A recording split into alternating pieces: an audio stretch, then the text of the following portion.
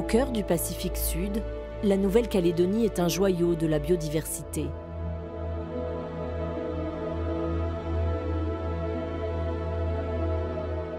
Ses lagons et ses récifs côtiers sont inscrits au patrimoine mondial de l'humanité.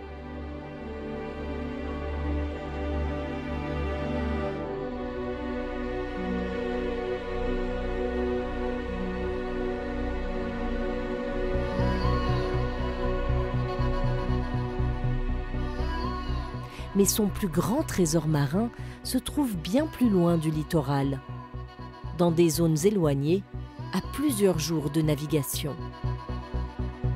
Nous sommes petits par nos îles, mais grands par notre océan. Ces espaces isolés qui appartiennent à la Nouvelle-Calédonie constituent un paradis pour les scientifiques. Aucune île n'y est habitée par l'homme. La nature est dans un état quasi originel. Ces récifs sont dans un état extraordinaire. C'est vraiment un vrai patrimoine mondial. Mais des menaces pèsent sur ces espaces naturels. Changement climatique, pollution, mais pas seulement. Aujourd'hui épargné par la surpêche, l'avenir pourrait être plus sombre dans cette zone. Les grands armements de pêche à la Seine sont capables de vider les océans. Et on est en train de vider les océans. Attention, il faut arrêter. Autre menace, les ressources minières sous-marines. Que se passera-t-il si l'on découvre du pétrole ou du gaz à l'avenir? Le développement, c'est pouvoir exploiter de façon raisonnable. Consciente de sa responsabilité, la Nouvelle-Calédonie a créé le parc naturel de la mer de Corail, l'un des plus grands du monde. Il recouvre l'intégralité de son espace maritime à l'extérieur des lagons. Mais à l'intérieur du parc, toutes les activités humaines ou presque sont pour l'instant autorisées. Effectivement, aujourd'hui, il n'y a pas de niveau élevé de protection défini dans le parc. Aujourd'hui, des scientifiques et des Calédoniens se mobilisent pour que cette biodiversité inestimable soit mieux protégée. Parmi eux, l'ONG environnementale Pew propose la création d'une vaste réserve dans le parc naturel de la mer de Corail auprès des autorités et du grand public. Plus on prend une grande réserve, plus on va avoir d'habitat, d'écosystèmes dedans, plus on a de biodiversité. Parallèlement, plusieurs équipes scientifiques travaillent à améliorer la connaissance sur ces sites d'exception et les espèces emblématiques qui y vivent. Désolé, petit. Baleines, oiseaux, requins, tortues, autant d'espèces que les chercheurs et les Calédoniens retrouvent dans leurs lagons. Bon, c'est bon Arnaud, allez vaguer. Sur l'île Loing, dans le sud, les habitants aussi se mobilisent pour mieux préserver les fonds marins. Il ne faut pas pêcher des choses qu'on ne mange pas. On prend que ce dont on a besoin. Ces hommes et ces femmes, scientifiques ou simples citoyens, sont déterminés à améliorer la protection de nos océans. Car ils le savent, l'enjeu est de taille. Les eaux du parc naturel de la mer de Corail ont un impact majeur sur le lagon calédonien. En langue de l'île Loing, on les appelle Atroquadjo, les gardiens de la mer.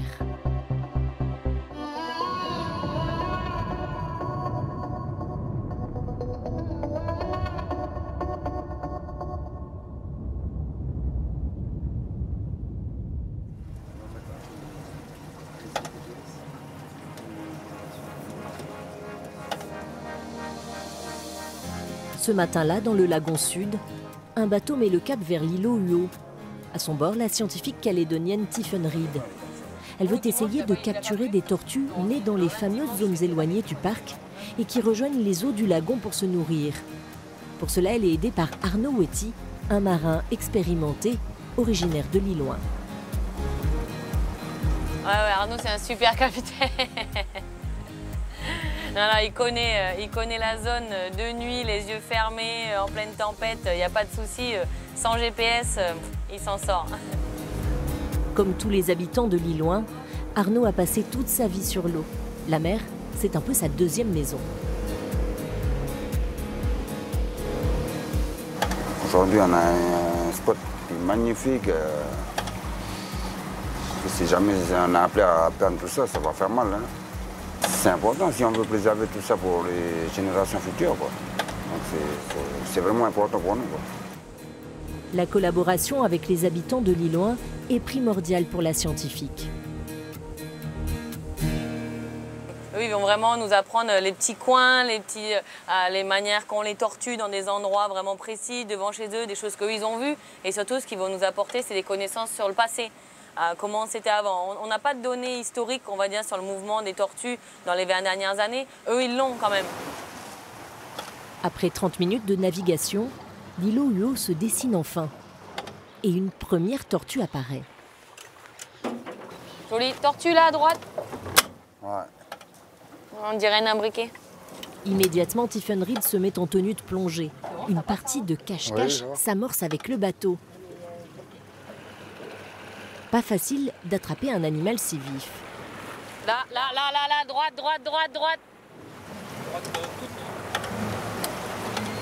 À droite? Ouais, là, regarde, elle est juste là, elle est là. Là, elle passe sur le caillou. Elle est juste là, regarde. Ah ouais. Passe en dessous, là, gauche. Tiffen veut savoir comment grandissent les reptiles, si leur croissance est normale. Pour cela, elle cherche uniquement des tortues qu'elle a déjà baguées, identifiées et mesurées.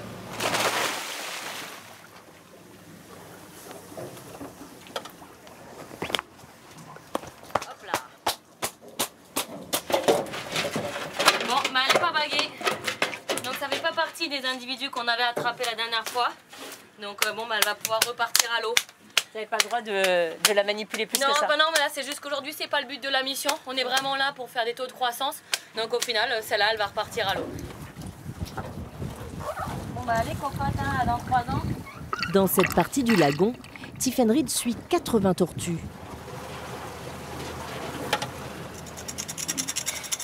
Celle-ci est bien baguée. Donc ces bagues là en général, elles peuvent tenir des dizaines d'années. Donc c'est pour ça que c'est un outil de travail très intéressant, puisqu'on va pouvoir suivre cette tortue tout au long de sa vie. 51,4. Elle a grandi d'1 centimètre par an depuis la dernière fois qu'on l'a rencontrée, donc c'est super. Mais bon, je tiens à rappeler quand même que 1 centimètre par an, elle va mettre au moins 30 ans avant d'arriver à une taille adulte et pouvoir se reproduire. Donc elle a quand même beaucoup de temps et beaucoup de problèmes qui risquent de lui arriver entre-temps. Seul un bébé tortue sur 1000 survit jusqu'à l'âge adulte.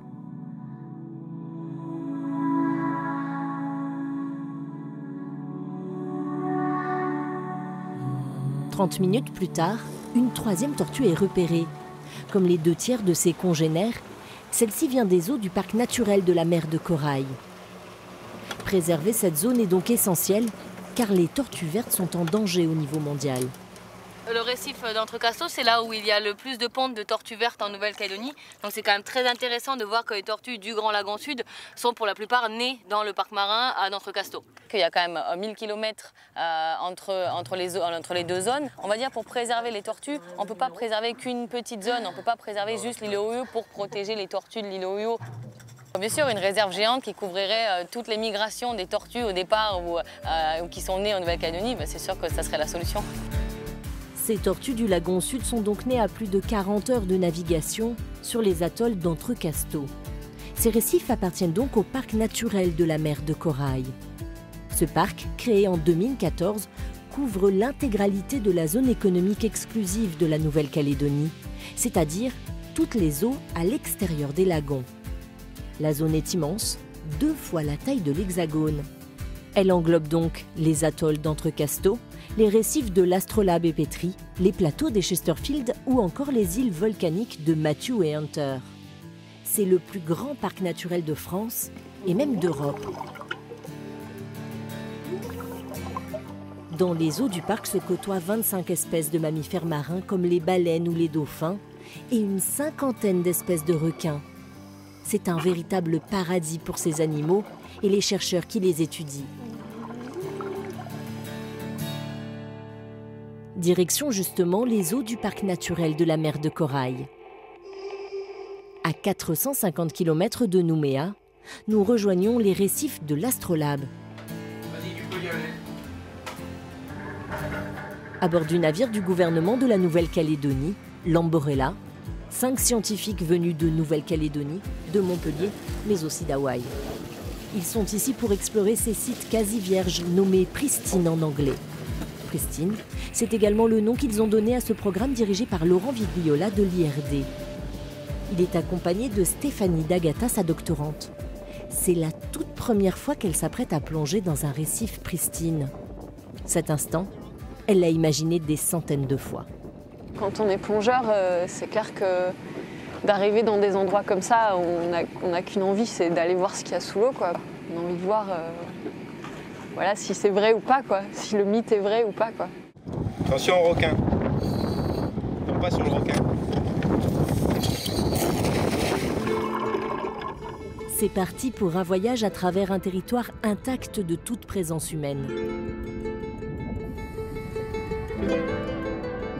Un décor originel à 20 heures de navigation de Nouméa. Un spectacle unique.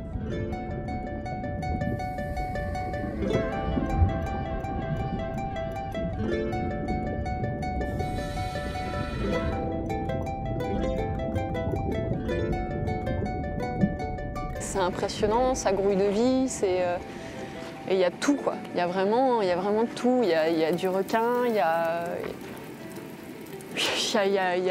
c'est incroyable, quoi. C'est vrai, il y a vraiment, ça grouille de vie. Et puis les poissons sont pas du tout peureux, en fait. Ils viennent nous voir, les requins venaient assez près, les carangues venaient assez près. C'est vrai que c'est une autre approche par rapport à une plongée traditionnelle dans un milieu qui est un peu plus influencé par l'homme. Ça n'a rien à voir, quoi. On sent vraiment un intrus, en fait, sous l'eau, quoi.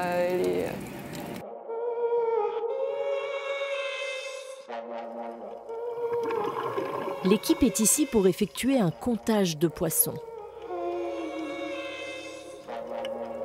Indiscutablement, ces fonds sous-marins et ces récifs sont parmi les plus beaux et les plus riches de la planète.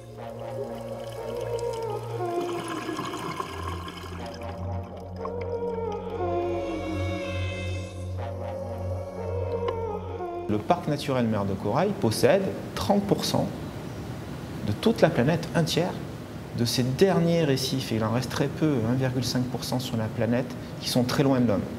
On en possède un tiers en Nouvelle-Calédonie. Ils sont extraordinaires, il faut absolument les protéger. C'est un patrimoine mondial. Si les récifs du parc naturel de la Mer de Corail sont si exceptionnels, c'est en partie grâce aux requins. Les squales agissent comme des protecteurs des récifs. Et si on enlève les grands prédateurs comme les requins d'un récif corallien, il va y avoir une surabondance de prédateurs de taille moyenne, les mésoprédateurs, qui vont manger trop sur les herbivores. Et donc les algues ne seront plus régulées, c'est ce qu'on appelle un effet cascade. Les algueraies vont alors s'étendre. À terme, les récifs se transformeront en champs d'algues. En plongée, les scientifiques ont observé un grand nombre de requins, mais ils veulent les comptabiliser. Pour cela, ils vont placer des caméras avec des appâts dans l'eau.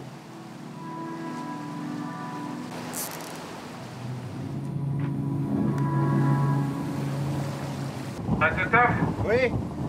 À une vingtaine de mètres là. Ok, j'ai mis 50 mètres de moute, c'est bon. 1, 2, 3. 2 caméras sont placées sur des axes différents afin de filmer en 3D. Les scientifiques pourront ainsi déterminer la taille des squales. Sous l'eau, le nombre de requins est ahurissant.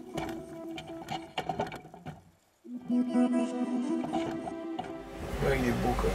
Il est chouette, hein. 1 minute pour la détecter, même pas 11 minutes 54 secondes. Et regarde, tranquille. Hein. Ouais, il va l'aspirer. Tu as vu comment il est à côté du petit requin? Et le petit requin, on l'a évalué à 1 mètre. Ouais. Regarde ça. Il n'a pas besoin de pince-coups de campage.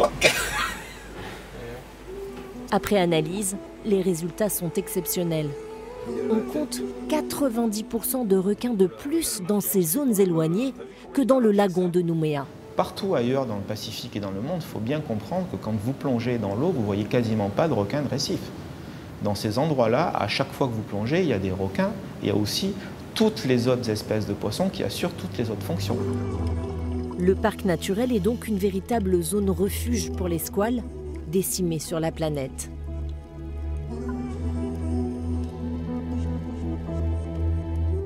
Chaque année, au moins 100 millions de requins sont tués.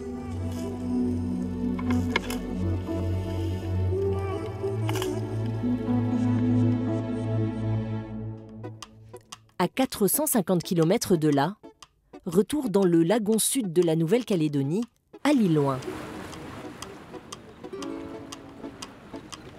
Nous retrouvons Tiffaine, la spécialiste des tortues.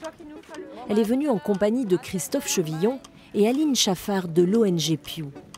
Cette association américaine œuvre autour du monde pour la création de réserves marines géantes. Ils aimeraient que les Calédoniens en créent une à l'intérieur du parc naturel de la mer de Corail. Bonjour, bonjour. Ce jour-là, ils sont venus en parler aux enfants. Là, les tortues qu'on voit, qui se nourrissent tout le temps là devant chez vous, vous savez où est-ce qu'elles sont nées? Oui, sur le récif, sur les plages, sur les plages. Alors, donc, elles retournent toujours pondre là où elles sont nées, les tortues. Donc, d'Entrecasteaux, c'est le plus gros site de ponte de tortues en Nouvelle-Calédonie. C'est le plus important. Mais ensuite, on va avoir aussi les Chesterfield. Les scientifiques expliquent aux enfants le cycle de vie des tortues dans le parc de la mer de Corail. Elles se reproduisent ici, mais si on protège que cette partie-là, eh ben, pendant le trajet ici et là, elles ne sont pas protégées. Alors en fait, l'avantage, c'est que les grandes réserves, elles protègent ce qu'on appelle l'ensemble du cycle de vie des espèces. Au départ, la création du parc, c'est une enveloppe et un statut juridique, mais le niveau de protection par défaut est le plus bas possible qui puisse exister dans un parc. Donc le fait d'avoir créé le parc, ce n'est pas avoir protégé notre océan et nos eaux de la zone économique exclusive avec ses écosystèmes, sa faune, sa flore, enfin toutes les choses qu'il y a à l'intérieur, en fait, aujourd'hui, ne sont pas protégées. Vous savez ce qu'elles mangent? Les enfants sont passionnés. Des tortues, ils en croisent tous les jours. Mais ils ne savaient pas qu'elles venaient d'aussi loin. C'est comme les dugongs. Déjà, il y a des animaux marins, c'est en voie de disparition. Et puis, il faut qu'on les protège parce qu'après, pour les autres, après, par exemple, pour les petits frères et les petites sœurs, ils ne pourront pas voir ce que nous, on a vu. Oui, c'est important. Par exemple, quand on n'a plus les bananes, tout ça, on descend, on tape les poulpes, les sèches, tout ça. Donc c'est important qu'il y ait toujours des poissons et des poulpes dans la mer. Si on n'a plus, comment vous allez faire? Quand il n'y a plus, on est obligé d'aller acheter des cochonneries. Vous avez une idée? Comment on pourrait faire pour protéger les océans? Puis pas taper trop de poissons. Donc ça, c'est pas de surpêche. Il faut faire des grandes réserves, des très très grandes réserves.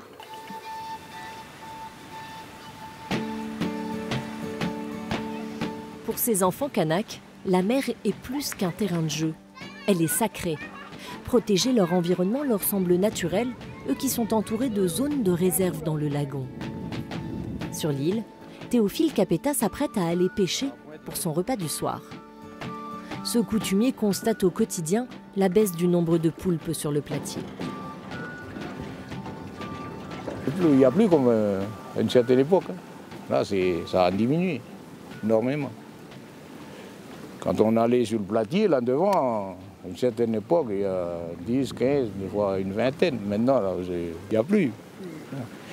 Ils font plus. Il n'y a plus comme avant. Ah, ils sont là. Non, parce qu'on ne respecte plus, quoi. Hein? On détruit. On détruit ce que la nature nous donne. Hein? On fait des surpêches. Depuis longtemps, dans la tradition kanak, il existe des zones interdites à la pêche, des sortes de réserves coutumières. Théophile n'a pas oublié ces valeurs transmises par les anciens. Ben voilà, il y a une dizaine. Il faut respecter la mer, il faut respecter ce qu'elle nous donne, quoi. Parce qu'elle nous donne tout, ce dont on a besoin. Il ne faut pas pêcher des choses qu'on ne mange pas. On prend que ce dont on a besoin. Malheureusement, à l'échelle mondiale, l'homme n'est pas si raisonnable. Les ressources marines s'amenuisent sur la planète. Mais heureusement, en Nouvelle-Calédonie, l'effort de pêche reste limité, pour l'instant. Sur notre zone économique exclusive, que 17 bateaux qui pêchent. Quand je me rends aux réunions internationales dans la région, Il y en a qui ont plus d'une centaine de bateaux qui pêchent dans une zone qui est même pas la moitié de ce que l'on a. Préserver la ressource en poissons de la Nouvelle-Calédonie en créant une zone de réserve à l'intérieur du parc où les animaux pourront se reproduire, c'est toute l'idée défendue par l'ONG Pew. Quelques jours plus tard, ces représentants ont justement rendez-vous avec le président du gouvernement de la Nouvelle-Calédonie. Bonjour. Monsieur le Président. Bienvenue au gouvernement. Ils viennent défendre leur position. Conformément aux préconisations de la communauté internationale, ils souhaitent que les 2/3 du parc soient mis en réserve. En fait, on vient vous dévoiler un petit peu une proposition de design pour une grande aire marine protégée au sein du parc de la mer de Corail. Donc on a les limites du parc ici, les eaux provinciales. Et en rouge, vous avez tout ce qui est site d'intérêt en termes de conservation. En rouge, les zones de conservation prioritaires identifiées par les travaux scientifiques comme les atolls d'Entrecasteaux, les Chesterfield ou les monts sous-marins. En noir, les principales zones de pêche hauturière. La zone de réserve proposée connecte les sites de conservation prioritaires tout en maintenant une zone de pêche très étendue. L'idée est de connecter les sites d'intérêt de conservation entre eux, tout en ayant un minimum de conflits d'usage avec l'activité de pêche à la longue ligne. Cette zone, elle représente 900 000 km², donc sur une totalité de 1,3 million de km² pour la ZE dans sa globalité. Si on veut que ce parc serve à quelque chose et qu'il remplisse sa fonction première, une aire marine protégée doit protéger la mer. Donc pour qu'il remplisse sa fonction première, il faut qu'au sein de ce parc, il y ait une zone suffisamment grande qui soit hautement protégée. Le gouvernement ne pourra se prononcer qu'au vu de la consultation d'abord du comité de suivi du parc de la mer de Corail. La question des niveaux de protection à appliquer à l'intérieur du parc est cruciale et délicate. Un comité de gestion a été mis en place. Il regroupe les autorités, des coutumiers, des pêcheurs et des membres de la société civile, chacun avec des intérêts divergents. Pour les autorités, il faut protéger sans freiner le développement, sachant qu'une grande inconnue subsiste. La zone pourrait bien receler des trésors miniers comme du gaz ou peut-être même du pétrole. Vous vous souvenez quand le parc a été... On a déjà une forte exploitation minière terrestre avec les difficultés liées à la conjoncture internationale, mais également les difficultés environnementales ou d'acceptation des populations. Donc, on n'a pas forcément besoin, et aujourd'hui et dans l'urgence, d'aller également faire de l'exploitation sous-marine. Il n'a pas encore été démontré que nous aurions des ressources en gaz ou en pétrole qui seraient économiquement viables. Donc autoriser les prospections, pourquoi pas, dès lors qu'elles ne portent pas atteinte à l'intégrité des fonds sous-marins. La découverte d'hydrocarbures dans les fonds marins présenterait un enjeu stratégique pour le territoire, car le taux de dépendance à l'énergie fossile est aujourd'hui de 96%. Les Calédoniens auront aussi leur mot à dire sur la gestion du parc. Ils sont appelés à s'exprimer lors d'une consultation publique dans les mois à venir. C'est une vraie démarche participative qu'on essaye de mettre en place. Donc on essayera lors de la consultation du public d'écouter chaque personne et chaque intérêt pour justement le faire ressortir dans le plan de gestion. On veut vraiment que ce soit le plan de gestion des Calédoniens. Au sein du comité de gestion, les décisions sont prises collégialement. En cas de blocage, le président du gouvernement et le haut-commissaire peuvent trancher. En attendant que les autorités décident des niveaux de protection, les scientifiques continuent de travailler pour mieux connaître la biodiversité des fonds marins.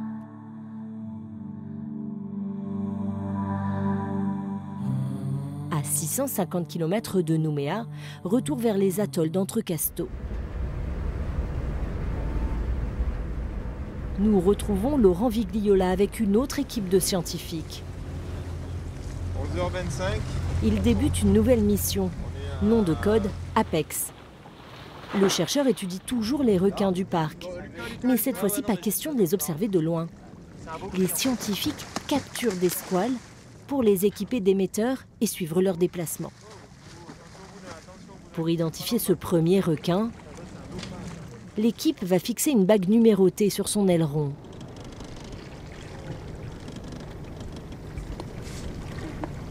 Ils vont ensuite prélever des échantillons de peau, de chair et de sang. C'est le moment d'inciser l'abdomen du requin pour y loger l'émetteur acoustique. Alors tag 57 778. Il servira à repérer ses déplacements. Pendant chacune de ces étapes, le bateau continue d'avancer pour assurer l'oxygénation du requin.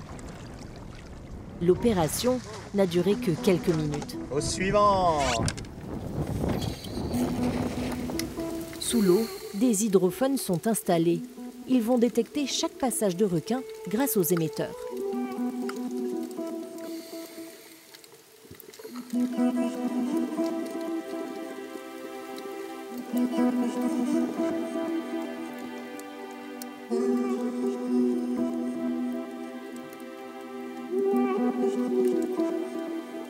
Chaque requin en fait a une identification qui est en fait vraiment comme un code barre, comme au supermarché, avec une série de petits bruits acoustiques qui vont faire que chaque requin a une identité et on pourra dire que le requin est passé autour de l'hydrophone à telle heure.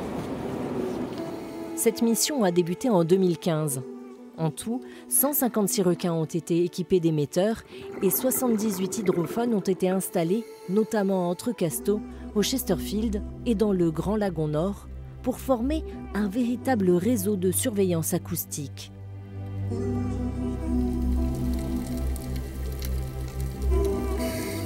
De retour à bord de l'Amborella, l'équipe va consulter les résultats des balises posées au tout début de la mission.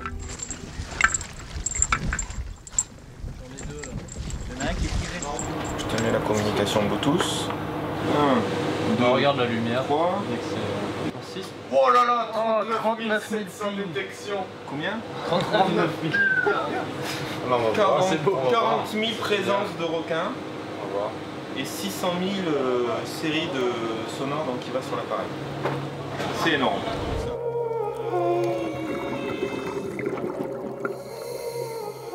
Pour les scientifiques, il est impératif de protéger dès aujourd'hui cette zone, véritable sanctuaire pour les requins.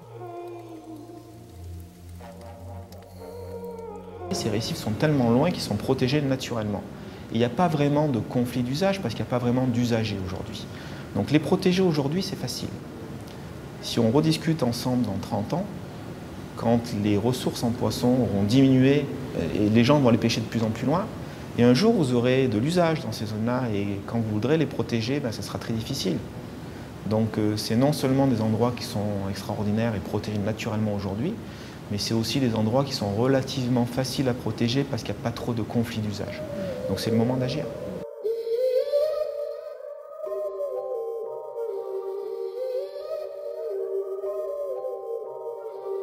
Plusieurs mois plus tard, retour dans les eaux du Grand Lagon Sud. Entre Yaté et l'île des Pins, dans la réserve Merlet, la plus vaste réserve de Nouvelle-Calédonie. Nous retrouvons Laurent Vigliola et son équipe. Ils poursuivent leurs recherches sur les requins dans le lagon. Les scientifiques déploient le même dispositif qu'à Entrecasteaux pour détecter les passages des requins. On va aller près du récif, sur 20 mètres de profondeur. On va repérer en palmasque tuba un endroit où au fond c'est propice pour poser l'appareil. Allez, c'est parti. Depuis 46 ans, aucun bateau ne peut pénétrer dans cette zone sans une autorisation exceptionnelle des autorités. C'est une réserve intégrale où toute activité humaine, comme la pêche, est interdite. Les scientifiques veulent savoir quelle est la densité de requins dans la réserve et aussi si certains squales équipés d'émetteurs dans les eaux du parc ont nagé jusqu'ici.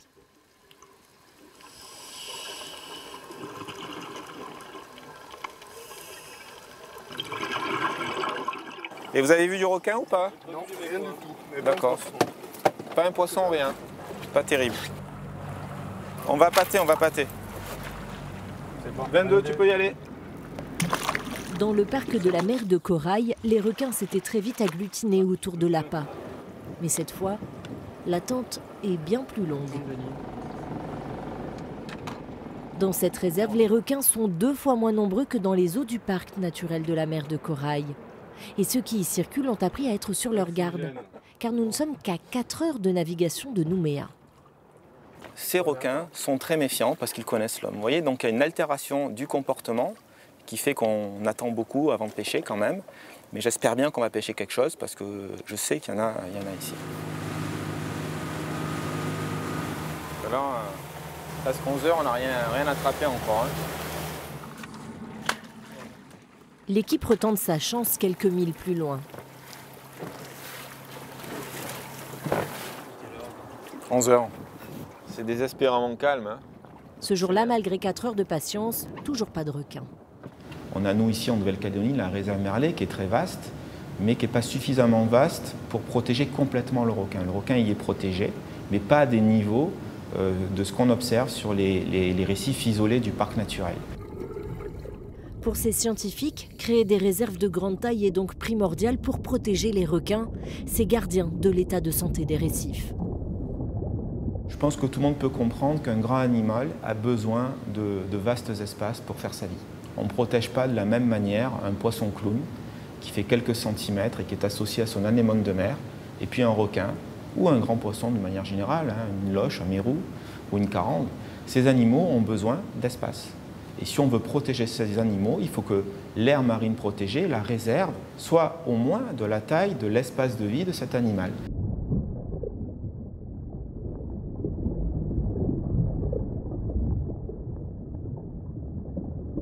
Direction les eaux du parc naturel de la mer de Corail, sur le plateau des Chesterfield. Les requins ne sont pas les seuls animaux qui seraient mieux protégés par des réserves géantes. Les oiseaux marins sont eux aussi capables de parcourir des distances impressionnantes. Aux îles Chesterfield, justement, 13 espèces d'oiseaux marins nicheurs ont trouvé un lieu privilégié pour leur reproduction. Ils s'y retrouvent à chaque retour du printemps. Une équipe du CNRS et de l'IRD est ici pour étudier leurs mouvements.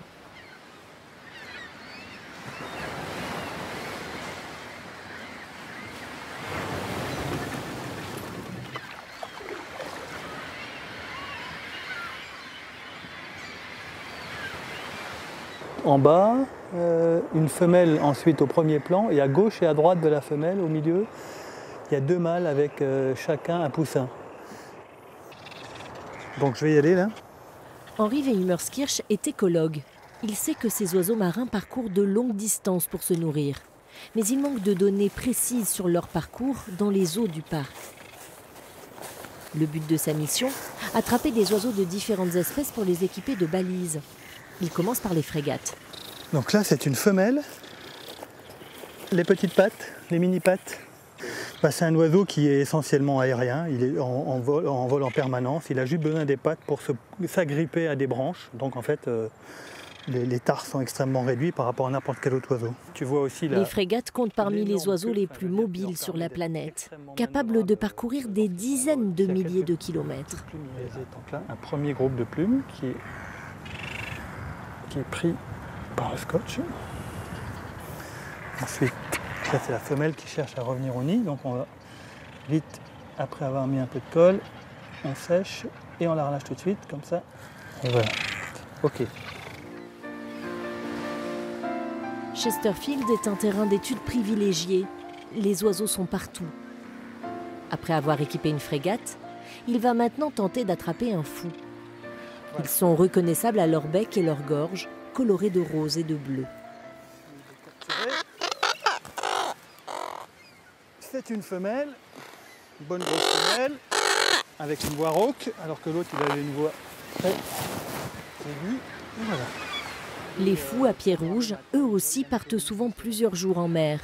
Leur population est répartie sur des milliers de petites îles des mers tropicales. Très grégaires, ils forment d'immenses colonies peu protégées. Allez, je te remets dans ton nid, vas-y. Allez, accroche-toi. Les fous et les frégates se nourrissent notamment des poissons volants du parc de la mer de Corail. Regarde ton nid là. Regarde ton nid. L'objectif de la mission est d'identifier leur zone de pêche. Voilà, c'est bien. Dans la mesure où on connaît, grâce à ces oiseaux équipés, des zones de concentration, donc pas seulement des oiseaux, mais également des prédateurs comme les thons ou les mammifères marins, on va connaître des zones d'importance dans le secteur de Chesterfield pour la biodiversité Et ça va nous permettre en fait de mettre en place des zones de conservation dans le secteur de la mer de Corail. À bord de la Lys, le navire océanographique de l'IRD, les scientifiques analysent les résultats livrés par les balises. Alors, inquiétant. Qu'est-ce qu'il nous fait le coco? Aïe, aïe, aïe, aïe, aïe. Waouh! 2 trajets longs. Alors là, il fait au moins 250 km. Et lui, pour le coup, il doit aller sur l'autre. Là, il part sud-ouest. Ah, il n'a pas l'air de trouver. Vous savez qu'il tire des petits bords comme ça quand même. Et là, il et trouve hop, rien, là, il n'a rien trouvé. Et on monte. Et là, La zone de circulation et de pêche des oiseaux est effectivement immense. Créer des espaces de réserve de grande taille serait une solution adéquate de préservation. C'est vrai, il aurait dû faire 2 trajets. On sait qu'un certain nombre d'espèces d'oiseaux marins, notamment celles qu'on trouve au niveau du parc marin de la mer de Corail, ont besoin de très grands espaces protégés ou gérés, en tout cas de très grands espaces sur lesquels l'action humaine est modérée, voire très faible. Et donc ces méga-réserves, ces immenses zones de protection des masses océaniques sont des vecteurs importants, des voies importantes pour arriver à conserver la biodiversité et notamment tout ce qui concerne ces oiseaux marins. Avec plus de 200 000 couples d'oiseaux marins qui s'y reproduisent et y nichent, les îles éloignées comme Entrecasteaux constituent des zones d'importance internationale pour la conservation des oiseaux marins.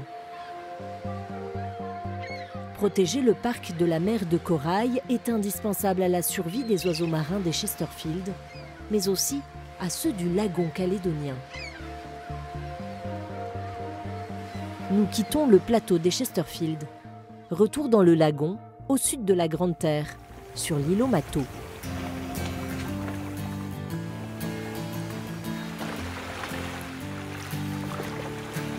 Éric Vidal est chercheur à l'IRD. Ce jour-là, en plein hiver austral, il vient retrouver 2 de ses collaborateurs qui viennent de passer plusieurs jours sur l'île à observer les pétrels. C'est la saison de nidification. Salut les gars. Salut Eric. Et Sylvain. Antoine. Alors, dans les terriers là, ça donne quoi? Les pétrels sont très difficiles à observer. Ils ne viennent sur les îlots qu'à la nuit tombée pour nourrir leurs petits. D'accord.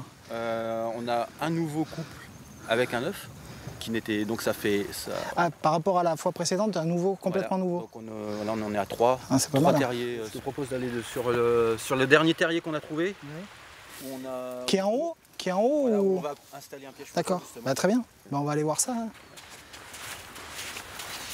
Donc les pétrels fait partie d'un groupe qui est extrêmement menacé au niveau de la planète. L'espèce ici, le pétrel de Tahiti, qui nous intéresse particulièrement, c'est une espèce qui jusqu'à présent n'avait quasiment jamais été étudiée. Donc tout est à découvrir, les sites de reproduction, la biologie de reproduction, le calendrier de reproduction et dans un prochain temps, donc les déplacements en mer et le régime alimentaire de cet oiseau. Pour les approcher, il faut donc trouver des terriers qui abritent des juvéniles. L'équipe conduit Éric Vidal jusqu'au premier poussin.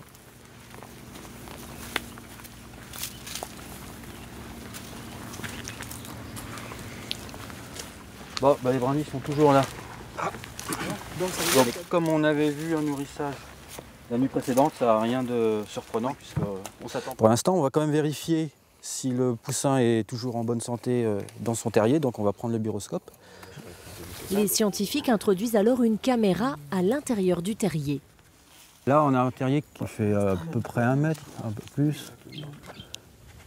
L'opération est délicate. Il ne faut pas effrayer le poussin.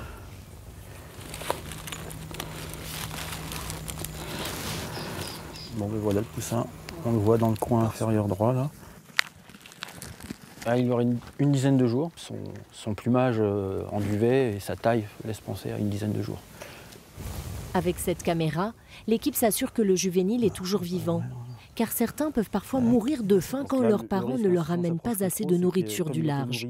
Assez récemment, donc pas hier soir. Ces oiseaux privilégient leur survie par rapport à l'élevage de leur progéniture. C'est-à-dire que s'ils se mettent en danger dans le fait de nourrir un jeune sur des ressources qu'ils ne trouvent pas, ils vont bien sûr abandonner le petit. Par exemple, celui-là, là, il a l'air assez... Les pétrels sont donc capables de voler jusqu'aux eaux du parc naturel de la mer de Corail. Les eaux océaniques du parc marin sont effectivement très importantes pour l'alimentation et donc pour la survie des populations de nombreux oiseaux marins qu'on trouve soit dans le lagon, soit sur la Grande Terre. Et donc de la bonne santé du parc marin de la mer de Corail, bien évidemment, va dépendre la bonne santé d'un certain nombre d'espèces, en particulier d'oiseaux marins, que l'on trouve sur le lagon ou sur la Grande Terre. Ouais, on va mettre un piège. Pour recueillir des données sur les adultes, l'équipe va devoir ruser. On va mettre un piège photo. Dès qu'un pétrel entrera dans le terrier pour nourrir son petit, il sera photographié. Dès qu'il y a un animal qui va passer devant, donc on va pouvoir voir le Pour pétrel l'instant, qui rentre. cette équipe n'en est qu'aux prémices de sa mission. À terme, elle installera des balises sur les pétrels pour étudier plus finement leur connexion avec le parc naturel de la mer de Corail.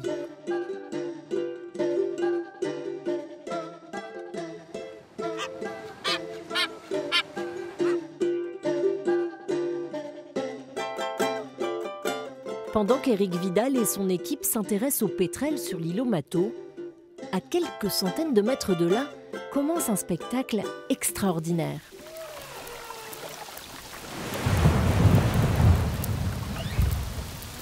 Comme chaque année pendant l'hiver austral, les baleines à bosse viennent se reproduire dans les eaux chaudes du lagon calédonien. Comme les tortues, les requins ou les oiseaux, les cétacés traversent eux aussi les eaux du parc naturel de la mer de Corail. La plupart arrivent par le sud en provenance de l'Antarctique. Elles passent par la zone des monts sous-marins, puis mettent bas dans le lagon vers Prony. Elles repartent ensuite vers les eaux froides, soit directement par le sud, soit par l'ouest, en traversant le parc vers l'Australie. Les baleines de Nouvelle-Calédonie, ces scientifiques les étudient depuis 20 ans. Et elles ne se lassent pas du spectacle. C'est beau, c'est vraiment une belle observation. À bord du Zodiac, il y a donc Claire Garrigue, l'océanographe, Véronique, la capitaine du bateau, et Morgane, l'écologue marin. C'est leur moment préféré de l'année, l'heure des retrouvailles. C'est qui? Magali. On l'a vu l'année dernière. La première année qu'on l'a vu, je crois que c'est en 93. Et après, on l'a pas vu pendant longtemps. On l'a revu l'an dernier. On l'a revu quelques fois ensuite. Et des fois avec un petit. Les scientifiques identifient ces cétacés grâce à leur nageoire caudale. Mon petit gars, montre-moi, t'adores ça. 600 baleines à bosse sont fidèles à la baie de Prony. On a plus d'un quart des baleines qu'on connaît et qu'on revoit régulièrement. Donc c'est vrai que chaque année, tu rajoutes une histoire à cet animal. Ah tiens, c'est Fourchette, on le revient. Ah tiens, c'est Magali, est-ce qu'elle a un nouveau petit? Magali et son petit resteront 3 mois dans les eaux du lagon avant de traverser à nouveau le parc de la mer de Corail. Pour mieux les protéger, les scientifiques d'opération Cétacés surveillent les trajectoires qu'elles empruntent lors de grandes migrations. Ces géantes utilisent les eaux du parc comme des zones de transit. Il y a 2 endroits dans le parc naturel de la mer de Corail où on sait que les baleines s'arrêtent actuellement. Il s'agit du récif du Rang, qui est situé au sud de l'île de Marais, donc sur la ride des Loyautés, et également du mont sous-marin de Capelle, qui est situé au sud de Chesterfield. Mais souvent, là... Ce jour-là, Claire Garrigue prélève un échantillon de peau sur le baleineau. Ok, c'est fait. Donc la maman, c'est la flèche numéro 2. Sur cette peau, on va pouvoir extraire l'ADN et connaître le sexe de la baleine. On va connaître les liens de parenté. Là, on connaît la maman, puisqu'on a aussi un échantillon de la maman. Donc on pourra chercher si on a le père parmi tous les mâles qu'on connaît ici. Les baleines à bosse sont protégées depuis 50 ans. Longtemps pourchassées par les pêcheries industrielles, ces cétacés étaient en grand danger d'extinction. Poursuivre les efforts de protection autour de ces majestueuses géantes et de leur habitat est primordial. À l'arrêt de la chasse baleinière, il restait quelques centaines d'animaux, et dont peut-être 10 à 20 femelles adultes en état de se reproduire. Donc on est passé très près de l'extinction de ces populations. À l'heure actuelle, il faut savoir que dans le Pacifique Sud-Ouest, on est à peu près en quantité à 1/3 du nombre de baleines qu'on avait avant la chasse. Donc oui, c'est important de protéger ces zones parce qu'il faut que ces populations se reconstituent. Préserver les baleines, c'est aussi perpétuer un lien unique qui existe entre ces cétacés et les Kanaks. Depuis la nuit des temps, les habitants de l'île Loing, situés au beau milieu de la zone de reproduction des cétacés, vivent au rythme des baleines. Comme chaque année, la tribu de l'île est en pleine effervescence à cette période. À l'école, les enfants s'y intéressés par les tortues de Tiefenried préparent de beaux dessins avec des artistes venus de tout le Pacifique. C'est très très joli. Et dans les champs, on s'affaire pour planter les ignames. C'est le cas de Pascal Wadekla, le président du comité de gestion de l'île Loing.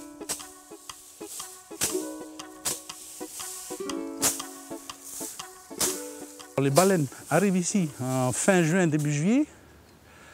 Et c'est à ce moment qu'on commence à défricher le terrain, enfin, nettoyer le champ, débroussailler, remuer la terre pour préparer les endroits pour planter les ignames.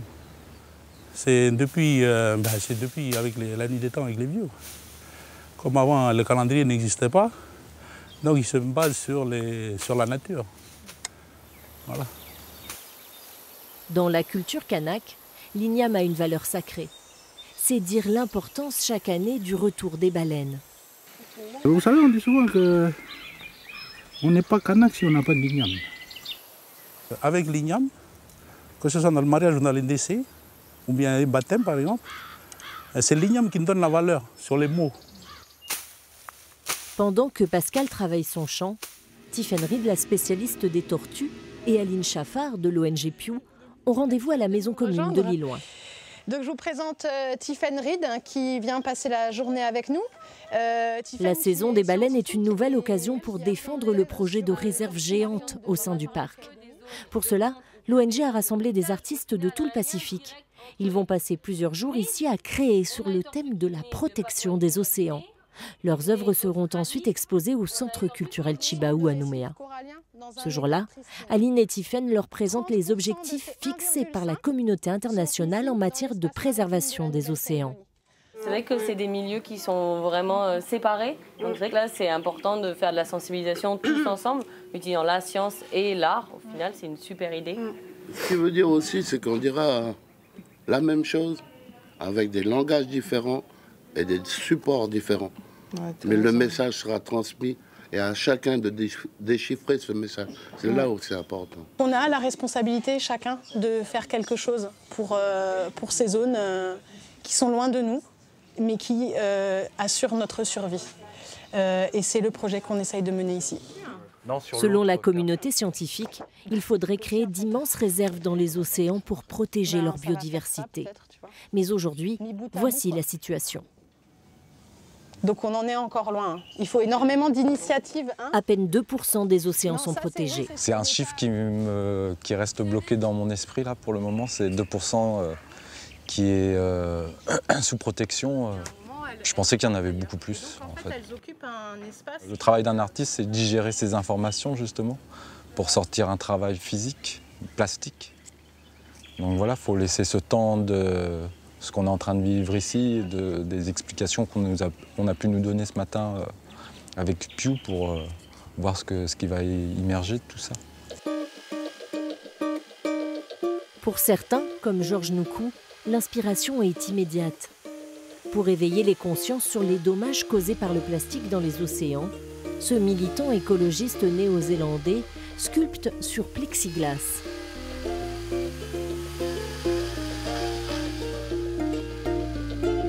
Christelle Montané, elle, a déjà travaillé sur la thématique des grandes réserves. La plasticienne compose des tableaux avec des motifs océaniens. Ce tableau représente une réserve XXL. Vous allez pouvoir trouver des tortues. Ce motif est un motif qui vient des Samoa, qui représente la protection avec les frégates.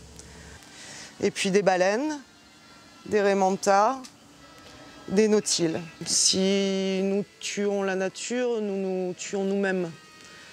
Donc c'est notre vie qui est en jeu en fait. On n'a pas le choix de toute façon.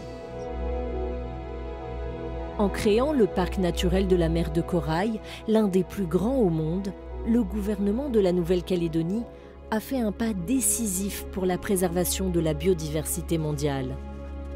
Mais aujourd'hui, les Calédoniens peuvent aller plus loin en créant des réserves à l'intérieur de cet immense parc naturel.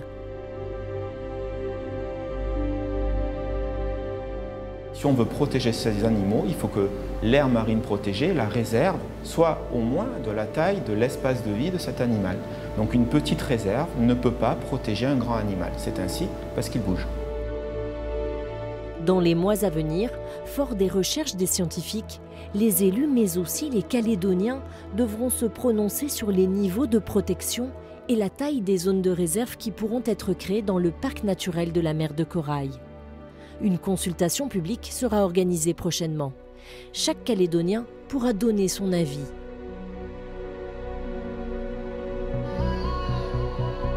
Je pense que c'est effectivement aux Calédoniens de défendre cette idée de conserver, de protéger quelque chose qui est leur bien, qui leur appartient, qui est un bien commun. Nous avons reçu un héritage, un bel héritage. Et qu'est-ce que nous allons léguer à nos enfants que nous aimons plus que tout au monde? Qu'est-ce que nous allons léguer? De son côté, l'ONG Pew souhaite que la Nouvelle-Calédonie devienne un exemple mondial, en créant sur les 2/3 du parc naturel de la mer de Corail une réserve de 900 000 km². Elle serait alors la 2e réserve marine au monde, après celle d'Hawaï, créée en 2016 par Barack Obama. Les Calédoniens conforteraient ainsi leur place d'Atroquadjo, de gardiens de la mer.